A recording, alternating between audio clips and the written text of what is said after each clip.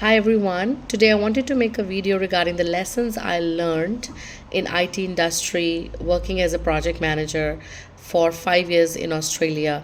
So this can relate to anyone who's in abroad or who's coming to abroad, going to work in IT industry, and things that you can compare yourself or you can prep yourself when you're coming abroad.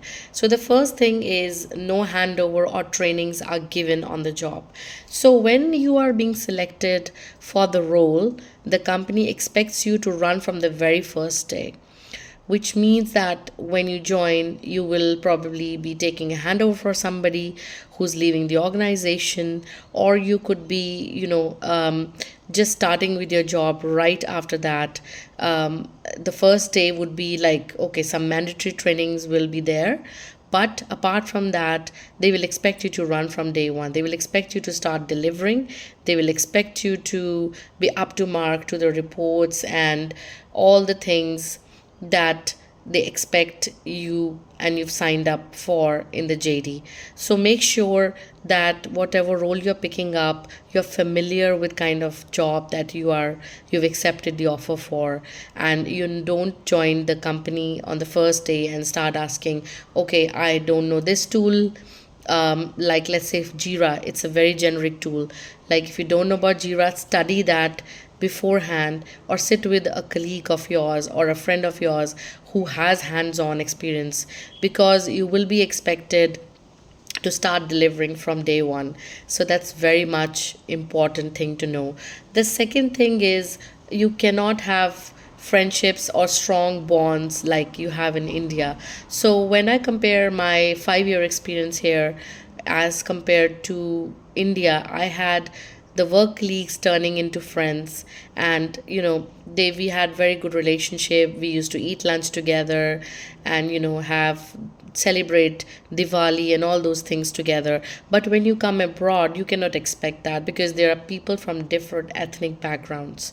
So you cannot have friendships with them. I mean, they could be, you can say that they will be your acquaintances, you can, and that's all. So once your 9 to 5 job is finished, they will go back home and you'll go back home. You would not be getting in touch with them after that, or you would not be discussing, I would say refrain from discussing your personal life with your work colleagues, because you never know what happens in the background, and it might just circle back to you in a very negative way, right? So moving on to the next one is gossips. So stay away from gossips. When you join a company, just think that you're here to deliver your work and go back home. Most of the companies abroad right now are doing hybrid work, which means that 3 days you will be in the office, you'll be working from the office premises, 2 days you can work from home, which means that you will get to see your colleagues, your teammates. So don't even indulge yourself in any kind of gossips about your manager, the work colleagues, and what you feel about them or who's troubling you. I think it's always good to pen it down and speak to your manager in one on one. The other thing is, what I have seen is professionalism. People here are very professional. It's not like India that they will come up to you and say, "Are bhai, can you do my work?" or "Can you bhai help me?" or "Brother, can you help me?" Here, people will be very professional. If he's in a sales, or if he's an architect or something, he will just talk to you about the work, and that's it. He will not discuss any further things. He'll do his job, he'll move back. Like I said, they're very professional. So make sure you don't discuss your personal life at work. The other thing is upgrade yourself continuously. So when you are here, don't think that, okay, I have 15 years or 20 years of experience in India, I'm good enough. No, you have to keep upgrading yourself, because IT is all about new certifications, new technology coming. So make sure that you take out some time to study as well. You do your certifications, you see what's in the market, you see what's best for me. If I'm in DevOps, what's the next role, or what's the next certification that I can do to help me? If I'm a project manager, as Agile is in, can I do Agile if I have time? take the certification because it's going to help you move up the ladder in the organization.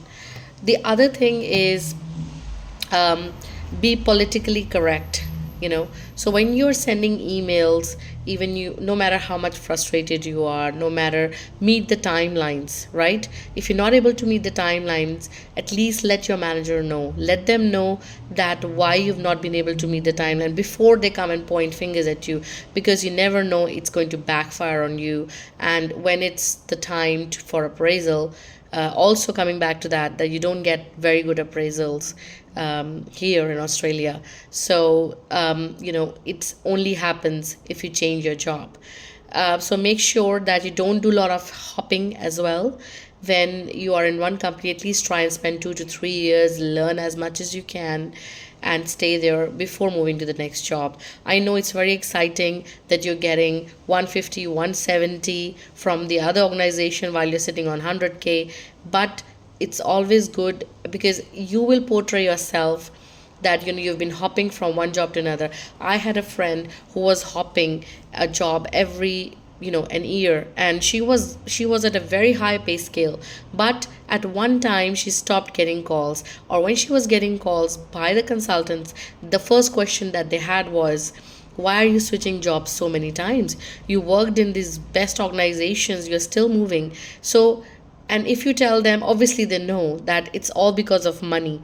So make sure that you spend good time, at least 2 to 3 years in an organization before moving. I think the last thing I would talk about is a bit of maternity, and coming back from maternity, and a bit of racism. So what I have felt is, in this country, I have felt that when you have a boss who's Australian, and when you have a boss, they would not talk much with you. They would always have a space between you and them. It's not like it is an open door, but it's, you still feel a lump in your gut when you go and talk to the management. So it's not that transparent. It looks transparent, but it isn't. You know what I'm saying? So make sure that you build a rapport with your management, because everyone in the team, whether it's the sales team, whether it's the architecture, whether it's your dev team, everybody's going to paint a picture about yourself, about you, that this is how I perceive that person, and it's going to go to the management. So make sure you have a good bridge, a connection with your upper management, and you're talking to them, you're letting them know on what the projects you're working on.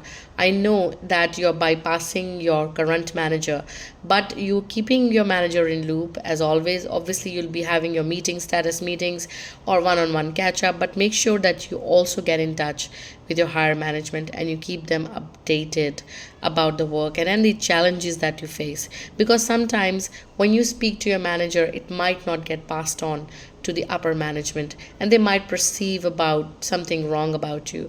But when you're in touch, when you are having that open communication with them, I think it helps a lot. Sometimes it can backfire too, but try and keep your information concise. The management does not want to know what's happening in the nitty gritty, but yes, are you making those, are you meeting the budgets? Yes. Are you meeting the scope? Yes. What's the challenge with the project? Let them know. And if you feel that the project is going haywire or you need some extra support, always let them know. The only thing before I close this video is, we as Indians, we refrain from letting the management or letting our manager know that we are struggling. We just keep on piling our work. Make sure you know your capacity. Make sure you know that how many complex projects you can deliver in an year. Make sure you know that the manager knows that you're already 100% occupied. Because if you will not tell them, they wouldn't dream about it.